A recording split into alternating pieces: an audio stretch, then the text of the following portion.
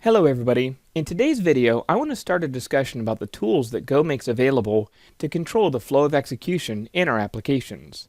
In today's video, we're going to focus on two of these tools, the if statement and the switch statement. We'll start our discussion by talking about if statements, and we'll talk about all of the different ways that we can use them in our applications. And we're going to specifically focus on the various operators that are often associated with working with if statements, and we'll go through what those are and how you can use them. And then we'll talk about the relatives of the if statement, and those are the if-else statement and the if-else-if statement. We'll then move on to talk about switch statements, and we'll start that conversation with some simple use cases for switch statements. We'll then talk about cases with multiple tests, how we can fall through from one case to another in our switch statements, and then we'll talk about this special version of a switch called a type switch. So let's go ahead and jump in and start learning about if statements. In order to start our discussion about if statements, I want to start as simply as we can. So if you look at this application here, it's got just about the simplest if statement that I could come up with. So we're going to start with the if keyword, as you see here on line 8, and then we're going to have an expression that generates some kind of a Boolean result. And that's actually where we're going to spend a lot of time when we're talking about if statements, is how to generate these Boolean results. In this case, I'm just using the literal true, which is the simplest Boolean result that we can come up with. And then inside of these curly braces here, I've got the code that's going to execute if that Boolean test returns true. So in this case, since we're using a literal true, then the test is always going to pass, and when I run this application, I see that I get this test is true printed out in the results here. If I change this to a literal false, then we see that we don't get any output from the application because the code inside of the curly braces is not executed. Now, one thing to keep in mind if you're coming to Go from another language is you may be expecting this to be valid syntax.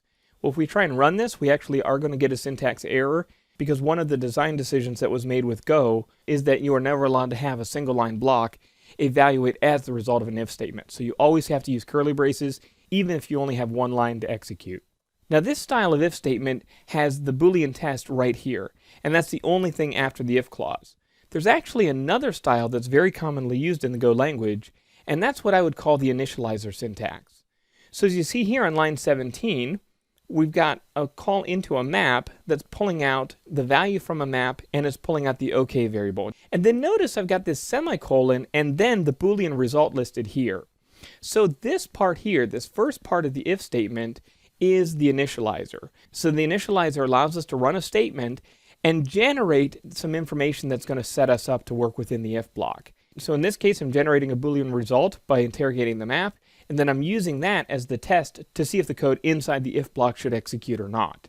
I also have access to the pop variable that I'm creating right here inside of the if test, and that variable is going to be scoped to the block. So if I execute this, you see that I get the population of Florida printed out, no problem there. If I try and work with that variable outside of here and print it out again, I'm going to get an undefined error because the pop variable is only defined within the scope of that if statement. The next thing that I want to talk about with if statements are the comparison operators that we have. I mean, obviously, as long as we can generate pure Boolean values, things are going to be pretty simple, but that's of pretty limited benefit because in a lot of applications, we need to do some kind of a comparison in order to determine if the branch should execute or not. So let me drop in this example here, and let's just say that we're building some kind of a number guessing game. Now, to keep things as simple as possible, this is going to be a pretty simple number guessing game because we're going to hard code the value that we're going to guess, and we're going to hard code our guess. So we're not going to have a user interface involved here at all, and we're not going to randomly generate the number. That way it's very clear what the application is doing. So right now what we have is we've got the number that we're going to try and guess, we've got our guess here on line 9, and then we've got a couple of tests. So in line 10, we're checking to see if the guess is less than the number. So this is the first comparison operator that we're looking at. This is the less than operator. We also have the greater than operator and the equality operator. So if we run this with the guess of 30 and a number of 50, we're going to get the value too low printed out because this first test evaluates to true and the second and third test evaluate to false. If I change my guess to 70 and run, then the second test evaluates to true and the first and third evaluate to false. And as you might expect, if I put in a guess of 50 and run this, then I finally got it.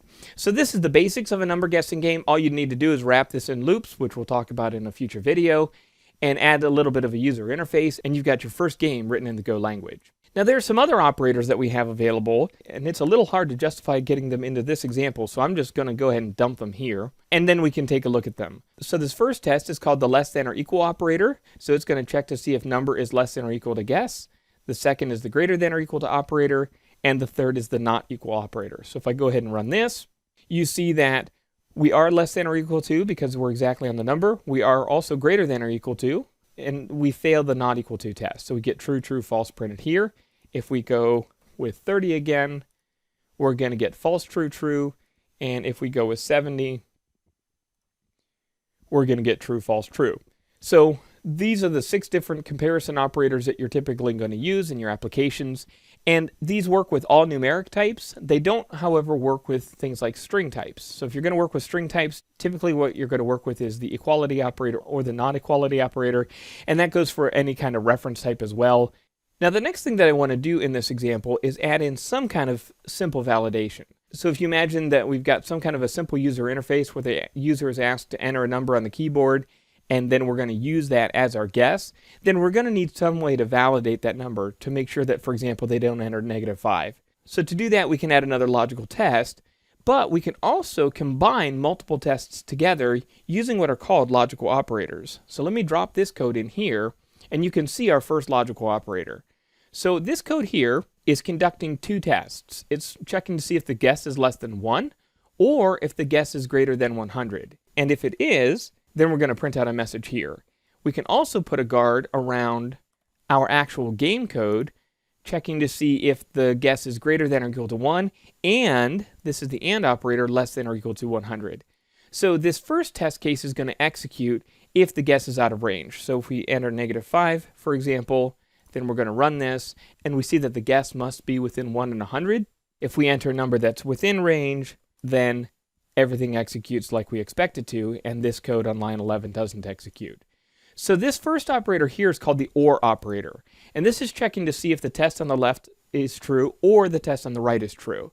So obviously we can't have the guess less than 1 and greater than 100 at the same time, but one or the other could be true, and if one of those is true, then we're going to have an invalid guess, and it makes sense to print out a message to the user saying that.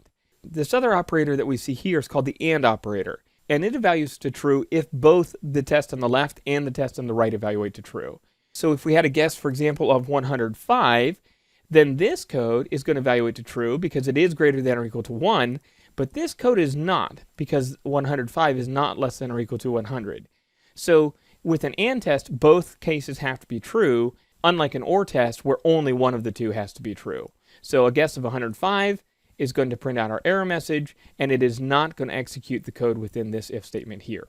The other logical operator that we have is called the NOT operator, and what that's going to do is it's going to take a Boolean and it's going to flip it to the other side. So if I take, and just as a simple example, if I take and print the value true out, then we're going to get the value true printed out here at the end of our program. If I put the NOT operator, which is just an exclamation point, and run that, then the true becomes false. Similarly, if I put this in front of a false, the false becomes true, and I can just prove that false is really false by taking that away, and false is false. So those are the 3 logical operators that we have. We've got the OR operator, which is the double pipe that you see here on line 10. We've got the AND operation, which is the double ampersand, which you see here on line 13. And then we have the NOT operation, which reverses a Boolean result, and that's done simply using the exclamation point. The other interesting thing to know about working with logical operators is a concept called short-circuiting. So in order to show you that, I'm actually going to have to jump ahead and add a custom function here, and we haven't talked about this, so let me just give you as simple of an explanation as possible. So I've got a function down here between line 27 and 30 called return true that's going to return a Boolean result. Now in order to make sure that we know that it executed, I'm printing out returning true here, and then I am returning the true value. So what happens when we call this function is it's just going to be replaced with the Boolean true in our application code. Now up here in line 10, I've changed our OR test to include this return true. Now this doesn't make sense in our demo example, but I'm doing this just to show you how this works. So in this case, we're ORing 3 tests together. So what's going to happen is Go is going to evaluate these guys, it's going to generate a result, and it's going to take that result and it's going to OR it against this guy. So basically it's going to evaluate all of them, and only one of those has to be true in order to generate a validation message. So as you might expect, if we run this like this, We're going to get returning true because the guess is not less than 1. So we're going to check this value. This returns true. And so we're going to evaluate if it's greater than 100. None of those are true, so our OR statement fails. And then we're going to drop down and we're going to execute this code down here like we might expect. If we generate an invalid value, so if we put in -5, then, well, let's just run it and we'll see what happens. So if we run this, we get the validation message. The guess must be within 1 and 100. Well, that's okay, but what happened to our return true? If you remember, this function is supposed to print returning true out, and it didn't. So what happened? Well, what happened is a concept called short-circuiting. So as soon as one part of an OR test returns true, then Go doesn't need to execute any more code. It already knows that the OR test is going to pass. So it does what's called short-circuiting, which basically means it's not going to evaluate any other part of the OR test. It's just going to move on and say, well, the OR test passed, and therefore everything works. So in this case, since guess is less than 1, there's no reason for Go to evaluate these two tests here. So since this test is a function call, it doesn't even execute that function. Now, if we go the other way and we go out of range high, then this is going to return false. This is actually going to return true because it's hard-coded, and actually Go isn't even going to evaluate this because this is going to return true. However, this value is going to fail this test here. So if we run this, we see that now we get returning true printed out. So this is a concept called short-circuiting. Go is going to lazily evaluate the logical tests that we put in here. So when we give it -5, since it doesn't need to evaluate anything after this first test, it doesn't. So any function executions are not going to be evaluated. The same thing happens for an AND test. If one of the parameters returns false, then we're going to get a short-circuiting here. So if we get into a situation where this is false, Go will not even evaluate this test here. So for example, with the -5, when Go evaluates this, it sees that the guess is not greater than or equal to 1, so the AND test has to fail because both sides of an AND test have to return true in order to work, and so Go is going to exit early and it's not going to execute this code. So for the next thing that I want to talk about, I want to actually drop back into our baseline for our test here, and I want to talk a little bit about these two if tests. Now this code obviously works, but it's a little bit ugly, right? Because we have this logic here, guess is less than 1 or guess is greater than 100, and then we have this expression here, and this is exactly the opposite. So this is basically saying, well, if it's not less than 1 or greater than 100, then do this other thing. So while this code is perfectly fine, it becomes a little bit of a maintenance nightmare because really our intent is that we want to execute either this code or this code. So the way we can do that a little bit more elegantly in Go is by taking out all of this and just putting in the keyword else. So what's going to happen in this situation is it's going to evaluate the logical tests. If these tests return a Boolean true, then we're going to print this. Otherwise, we're going to execute this block here.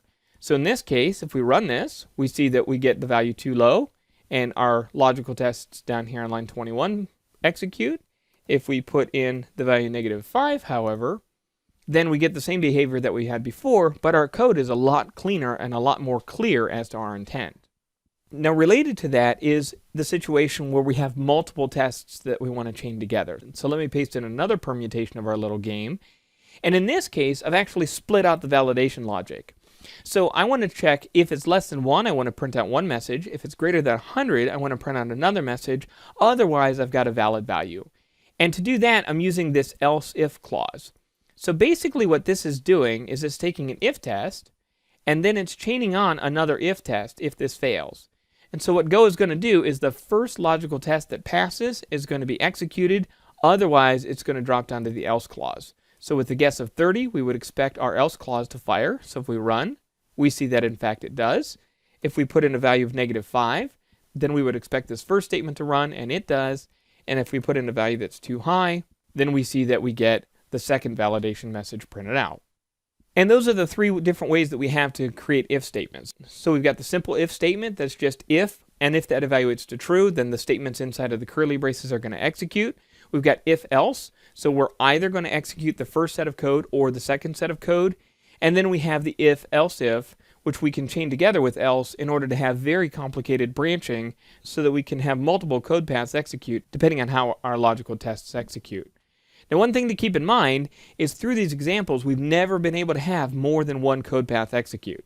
So even if we did something like this, if we did else if guess is less than 1 or then notice both the first test and the second test will pass with a value of -5.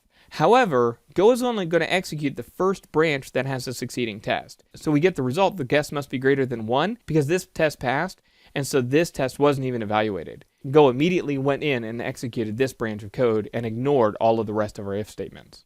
Now, another thing to keep in mind when you're working with equality operators, and this isn't specific to if checks, but it is something that's easy to demonstrate with an if check. So if I take a look at this example here, I've got a floating point number of 0.1, and I'm going to check to see if that number is equal to the number squared, and then I'm going to take the square root of it. So if you get out a pencil and paper, you're going to take 0.1 squared, which is going to be 0.01, and then you're going to take the square root of that, which is going to be back to 0.1, right? So this should evaluate to true. If we run this, we see that in fact they are. However, if I add in a couple of decimal places here and run this, now Go says the results are different. Well, the fact is that if you square a number and take the square root of it, it is the same number. So what's going on here? Well, the thing is, Go is working with floating point numbers, and floating point numbers are approximations of decimal values. They're not exact representations of decimal values, and so we have to be very careful with them. So when we're doing comparison operations with decimal values, this is generally not a good idea. The better approach is to generate some kind of an error value and then check to see if that error value is less than a certain threshold. So in this case, since we're taking a floating point number and comparing it to a floating point number, what we can actually do is divide the two numbers and subtract 1, and now what we have is a value that's close to 0. So if we take the absolute value of that, so we'll use the ABS function which does that from the math package, and then check that to see if it's less than, for example, 0.001. What this is doing is saying divide these two numbers, and if they're within 0.1% of each other, then we're going to consider them to be the same. So if we run this, then you see that the results are the same, and we can add as many decimal places as we want right now, and the errors that are associated with floating point numbers aren't going to get in our way. Now, this isn't a perfect solution because you could get two numbers that aren't truly the same and get them to pass this test. So the key to that is tuning this error parameter here, making sure that it's sufficiently small to catch those cases, but sufficiently large so that the errors introduced with floating point operations don't affect your results. Okay, so the next thing that I want to talk about are switch statements. So let me start that conversation by dropping in an example, and we'll see a basic switch statement. So a switch statement is a kind of special purpose if statement. So where an if statement has a logical test and runs a block of code if that test is true, and then you can add an else if to run a second test and another else if and as many else ifs as you want. A lot of times in application development, we run into a set of comparison operations that are very similar to one another. So a lot of times it's more efficient to use a switch instead of an if statement. So we have a simple example here. We're going to use the switch keyword as you might expect. And in this example, we're going to start with this value here, and that's called a tag when we're working with switch statements. So this is what we're going to compare everything against. Then we're going to have a series of cases, and you see here we got case 1 and we got case 2. So what's going to happen is the value here is going to be compared to the tag, and if it's true, then the statements after the case are going to execute. If not, then they're not going to execute. And just like with if statements, the first case that passes is going to be the one that executes. We also have this default case down here, and that's going to execute if none of our other test cases pass. So if we go ahead and run this, we see that we get 2 printed out. If we add the value 1 here, we get the value 1 printed out.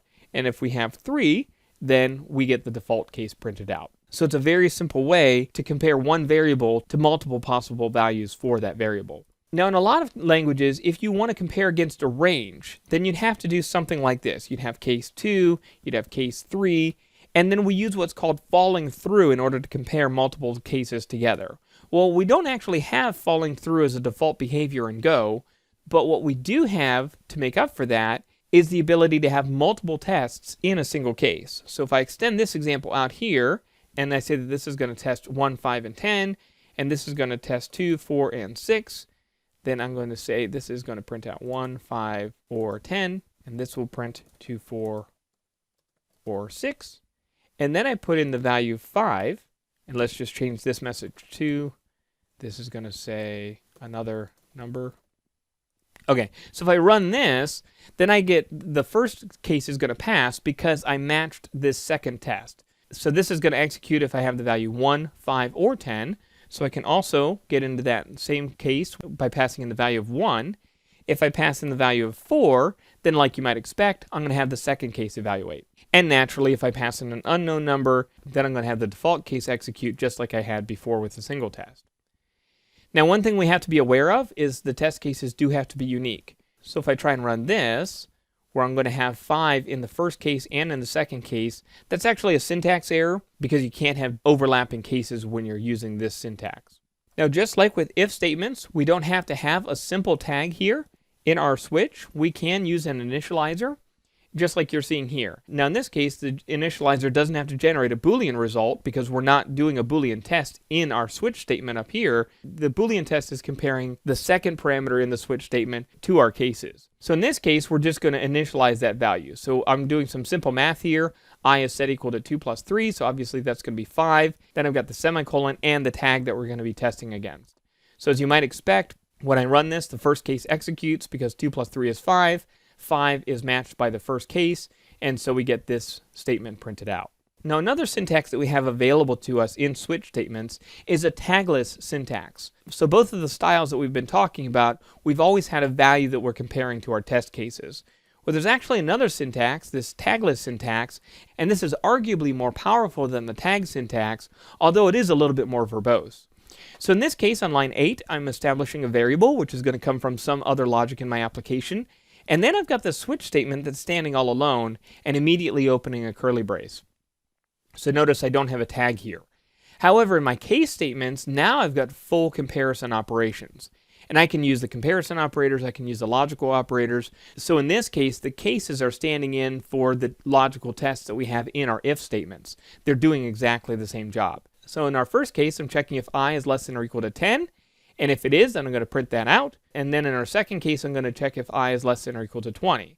And then, of course, we've got the default case if the value falls through. So if I run this, I see that I do get the code executing, which is an interesting thing, and it executes the first case. Now, why is this interesting? Well, if you notice, the first case and the second case overlap. Because 10 is less than or equal to 10, it's also less than or equal to 20. So unlike the tag syntax where I've got multiple test cases and I said they cannot overlap, when we're using this tagless syntax, they are allowed to overlap, and if they do, then the first case that evaluates to true is going to execute. Now, another thing that I should have pointed out earlier is notice that we don't have curly braces around this. Any statement that's after this case and before the next case is going to be part of the block that's going to execute. So I can have as many statements as I want here. The delimiters in this case are the actual case keywords, the default keyword, or the closing brace. So any of those delimit the end of a block in a case statement. Now again, if you're coming from another language, then this syntax might be looking a little weird because you might be looking for this word coming in here, and we'll have to add this word here, and we'll have to add this word here. So you might be wondering, where the heck are my break keywords? Well, in Go, the break keyword is actually implied because so many use cases for switches have breaks in there, and forgetting a break is the cause of innumerable errors when working with switch statements. The design decision was made to have an implicit break between our cases instead of an implicit fall through, which most other C-based languages have. So, what happens if you do in fact want your case to fall through? So in this example, let's just say that we do want to print out that we're less than or equal to 10 and that we're less than or equal to 20, and we know that if we pass this first case, we're going to pass this second case too. In that case, we can actually use the keyword fallthrough. So if I run this, you see that both messages print out. So I'm going to get less than or equal to 10 and less than or equal to 20. Now, one thing to keep in mind here is fallthrough is logicless. So when we say fallthrough to the next case, it will do that. So if I, for example, change this to be greater than or equal to, then we know that I fails this second case. But if I run, it still executes because fall through means that you are taking the responsibility with the control flow and you intentionally want the statements in the next case to execute. Now in Go, you don't use fall through very often because we have that tag syntax that can take multiple tests per case, and so a lot of the use cases for falling through are taking care of that. However, if you do have a use case where you need fall through, then it is available to you. The next thing that I want to talk about with switch statements are a special use of a switch statement called a type switch. So I'm going to drop in this example here, and this should be pretty familiar except for what we're switching on.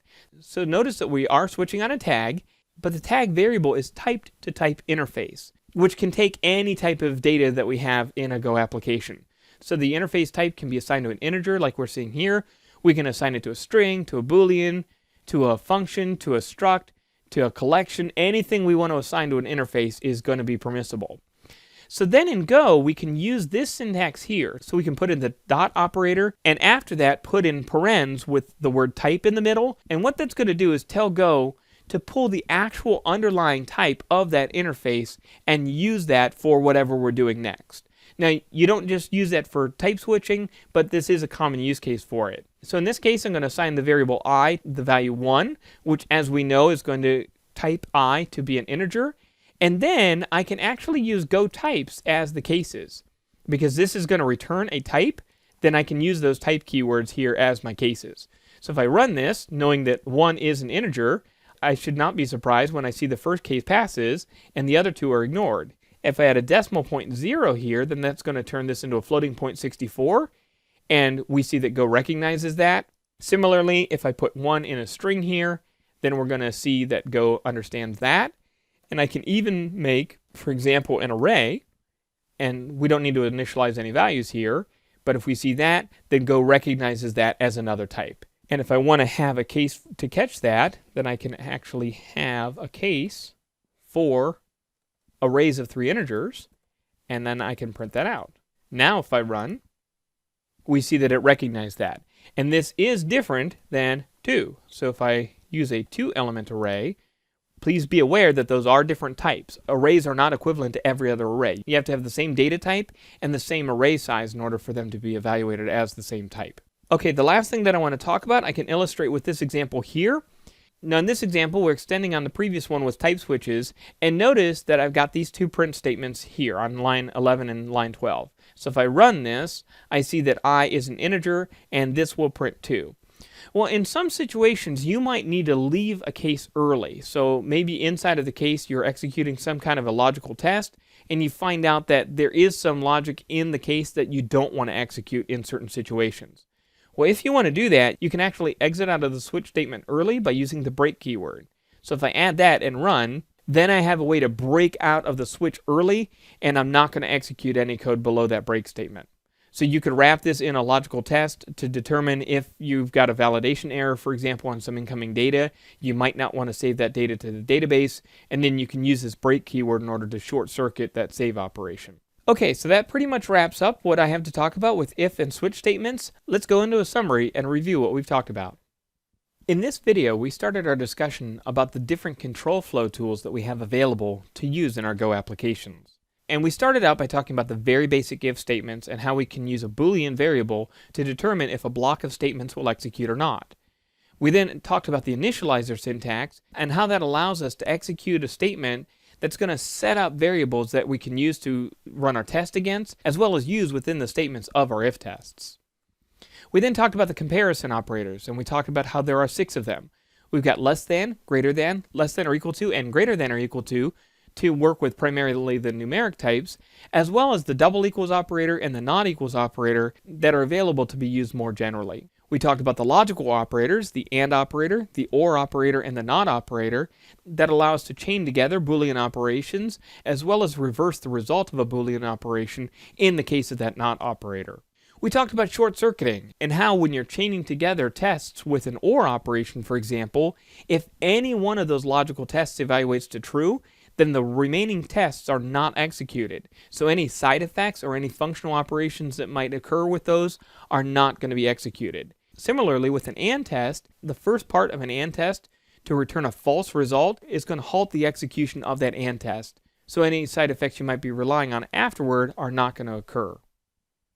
We then talked about the 2 different variants of if tests. We talked about the if-else statement and how we can use that to execute one of 2 branches of code. So if the if test succeeds, then we're going to execute the first block of statements.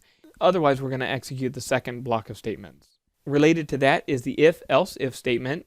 And in this case, instead of determining between one of 2 paths and forcing your code to execute one of those, you can add additional logical tests. So at most, one block is going to execute. But if all of your if tests fail, then you might not get any blocks executing.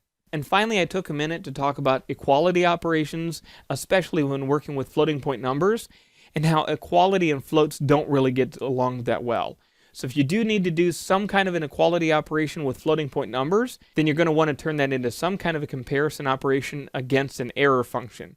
So for example, we were checking to see if two floats were equal. Instead of checking to see if they're actually equal, we divided them, subtracted 1 from that result, and checked that against an error parameter. So we decided if they were within 0.1%, they were going to be considered the same. You can use a similar type of error function with your operations, but in general, you should not test to see if two floating point numbers are equivalent to one another. We then moved on to talk about switch statements and the various ways that we can use those in our applications. We started by talking about how to switch on a tag, where a tag is just another name for a variable, but that variable has a special significance in a switch statement because all of your test cases are going to be compared back to that tag. We talked about how with Go we can have multiple tests with our case statements, and by doing that we can actually eliminate a lot of situations in other languages where we need to fall through and chain multiple cases together.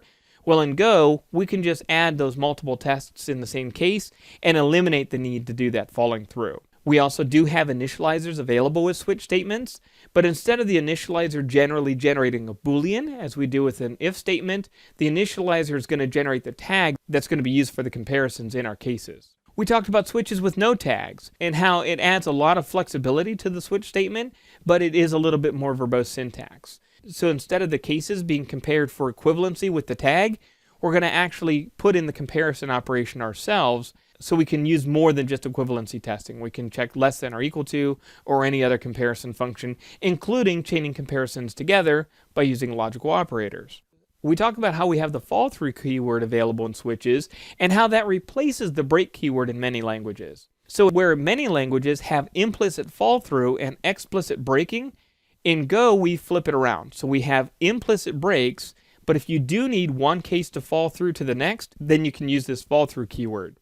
Now, one thing to keep in mind when you're doing that is when you're falling through, any additional case logic is not executed. The fall through will override any case logic that you have, and so the next statements will execute regardless of if that case would normally pass or not. We also talked about type switches and how we can use that special syntax by adding a dot paren type paren on an empty interface in order to get the underlying type of that empty interface. So for example, if we've got an empty interface that's holding an integer, then we can use that syntax in order to get that underlying integer value. Then in our switches, we can switch against those types, and then we can make a decision based on the data that we got in. And finally, we talked about breaking out early. When we've passed into a case in our switch statement, there are times when in the middle of the case we need to exit out early because we've done some additional analysis and we've decided that we should not proceed executing this case. So for example, we've got a switch statement, and inside of that case, we're doing some validation on the data before we save it to the database. We might decide that data is invalid and we should not proceed to save it to the database. So in that case, you can use the break keyword, break out of the case, and continue execution after the switch statement. Okay, so like always, I hope you found this information valuable. If there's any questions or comments that you have, please feel free to leave those comments down below. I'll be back soon and we'll continue our discussion about control flow in Go.